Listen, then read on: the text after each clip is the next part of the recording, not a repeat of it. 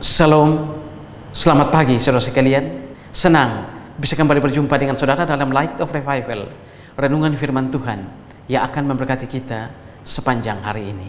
Mari kita melihat ayat kita, Markus 16 ayat 3 dan ayat yang ke-6. Mereka berkata seorang kepada yang lain, siapa yang akan menggulingkan batu itu bagi kita dari pintu kubur? Ayat 6. Tetapi orang muda itu berkata kepada mereka, jangan takut, kamu mencari Yesus orang Nazaret yang disalibkan itu.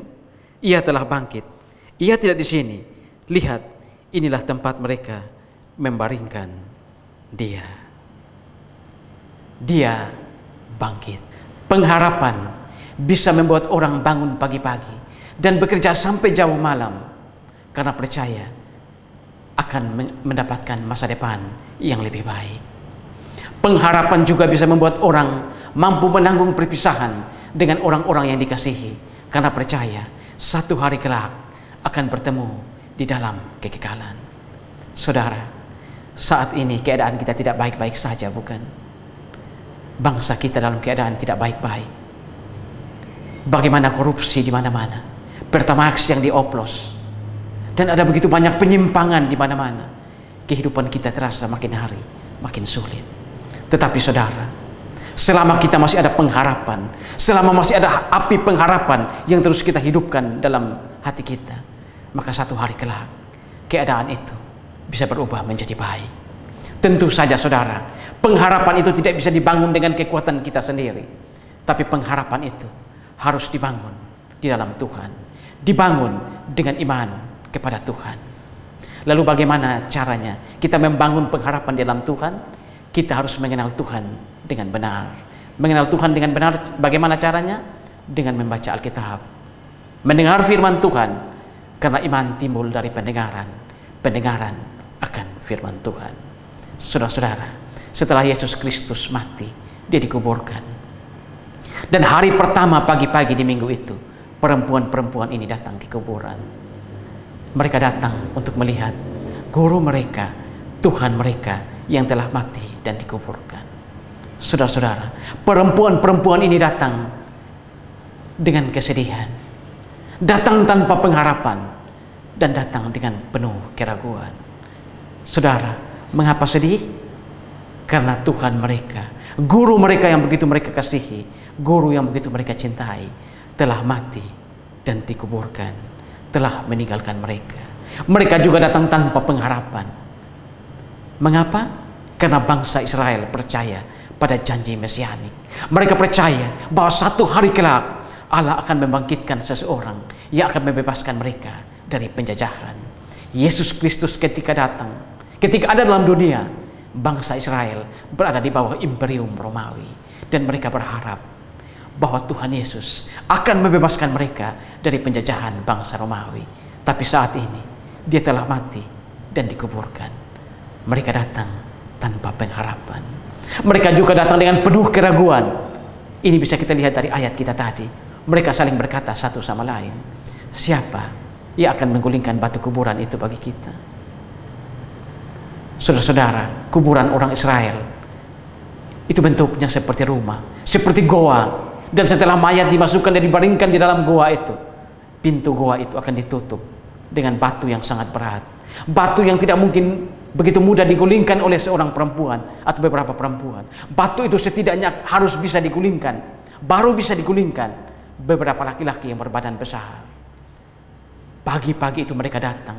Mereka berpikir tentang batu kuburan yang harus digulingkan. Tapi bukan itu saja, kubur Yesus juga dimeterai dan bahkan dijaga oleh tentara-tentara.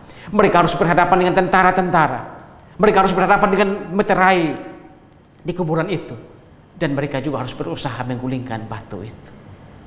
Saudara, tetapi ketika mereka datang, mereka menjumpai seorang muda yang duduk di situ, lalu berkata kepada mereka seperti ayat kita tadi, kamu mencari Yesus orang Nazaret yang dikuburkan?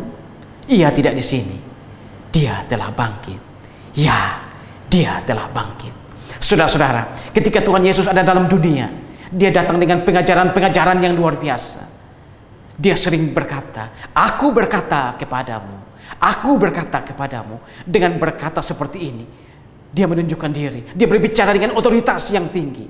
Padahal nabi-nabi besar seperti Elia ataupun Musa, mereka tidak pernah berkata seperti itu. Paling-paling mereka hanya berkata, Tuhan berfirman, demikianlah firman Tuhan. Tetapi Yesus Kristus ketika dia datang, dalam khotbah-khotbahnya dia berkata, kamu telah mendengar firman, jangan berzina. Tetapi aku berkata kepadamu, barang siapa yang memandang perempuan serta menginginkannya, sudah berzina dengan dia di dalam hati. Pada khotbahnya yang dia berkata, kamu telah mendengar firman, jangan membunuh. Tetapi aku berkata kepadamu, siapa yang marah kepada saudaranya harus dihukum. Siapa yang berkata kafir kepada saudaranya harus diserahkan ke mahkamah agama.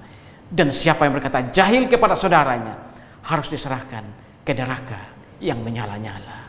Saudara-saudara, dia datang dengan pengajaran-pengajaran yang luar biasa. Dia adalah guru moral yang luar biasa. Bukan cuma itu, tapi dia juga rela mati di atas kayu salib untuk murid-muridnya, untuk saya dan saudara. Tetapi saudara, semua itu tidak ada artinya jika dia berakhir di kuburan. Dia tidak berbeda dengan tokoh-tokoh dunia. Dia tidak berbeda dengan Hitler, tidak berbeda dengan Saddam Hussein, tidak berbeda dengan Buddha, Siddhartha Gautama, tidak berbeda dengan Muhammad, tidak berbeda dengan Konghucu, yang semuanya berakhir di kuburan.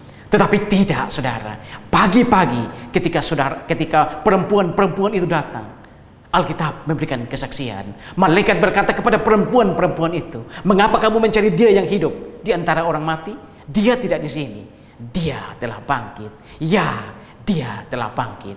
Setelah bangkit, Tuhan Yesus bukan bangkit secara diam-diam, tapi setelah bangkit, dia menampakkan diri kepada murid-murid, menampakkan diri kepada orang-orang, setidaknya sebanyak 10 kali. Setelah itu, setelah menampakkan diri kepada orang-orang dan murid-murid, dia naik ke surga. Yesus Kristus Allah kita, dia Allah yang hidup, dia Allah yang hidup, dia Allah yang hidup.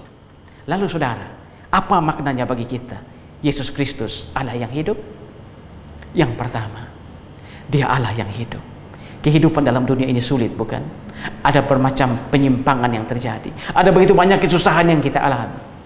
Tapi dengan memiliki Yesus Kristus Allah yang hidup, seperti apapun persoalan kita, seperti apapun masalah kita dalam kehidupan ini, Allah yang hidup itu akan memberikan kepada kita jalan keluar. Yang kedua, Yesus Kristus Allah yang hidup ini memberikan penghiburan kepada kita, bahwa dia akan terus menyertai kita dalam dunia ini. Bukan hanya dalam dunia ini, tapi dia akan terus menyertai kita sampai ke dalam kekekalan. Asal kita mau percaya kepada dia sebagai juru selamat dan Tuhan kita. Selamat Paskah, saudara. Tuhan, terima kasih untuk firman-Mu pagi ini. Kami belajar dari kebangkitan Yesus Kristus. Bagaimana pagi-pagi ketika perempuan-perempuan itu datang ke kuburan dan menjumpai kuburan telah kosong. Yesus Kristus Allah kami telah bangkit.